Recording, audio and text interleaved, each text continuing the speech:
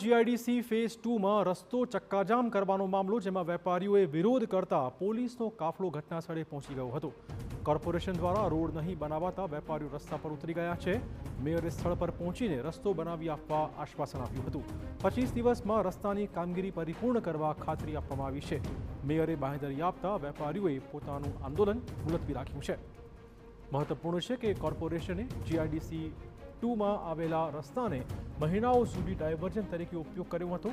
Road તૂટશે તો નવો road બનાવી આપવાની બાંહેધરી અપાઈ હતી, પરંતુ ક્વિસમાં થયેલા રસ્તા વિશે તંત્રએ ધ્યાન ન આપતા વેપારીઓમાં રોષ ફેલાયો, જે બાદ વેપારીઓએ રસ્તો નહીં બને તો ચક્કાજામ કરવાની ચીમકી આપી હતી।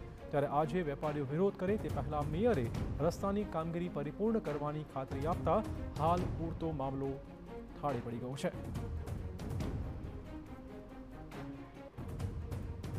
લોકોની માંગણી હતી કે રોડ તાત્કાલિક ધોરણે થાય, પણ ક્યાંક ને ક્યાંક સરકારી કામગીરીને ધ્યાનમાં રાખી વર્ક ઓર્ડર જે વહેલી તકે મળે એવા પ્રયત્નો કરી અને આજે ગઈકાલે આના દિવસેથી રોડની કામગીરી ચાલુ કરવામાં આવી છે। અને આજે જીઆઈડીસીના લોકો જે ભેગા થયા છે તેની આગળ પ્રમુખ છે, જીઆઈડીસીના બધા તમામ લોકો છે, એને મળી અને એને બાંહેધરી આપી છે કે આવનારા 25 દિવસની અંદર રોડની કામગીરી પૂર્ણ કરવામાં આવશે।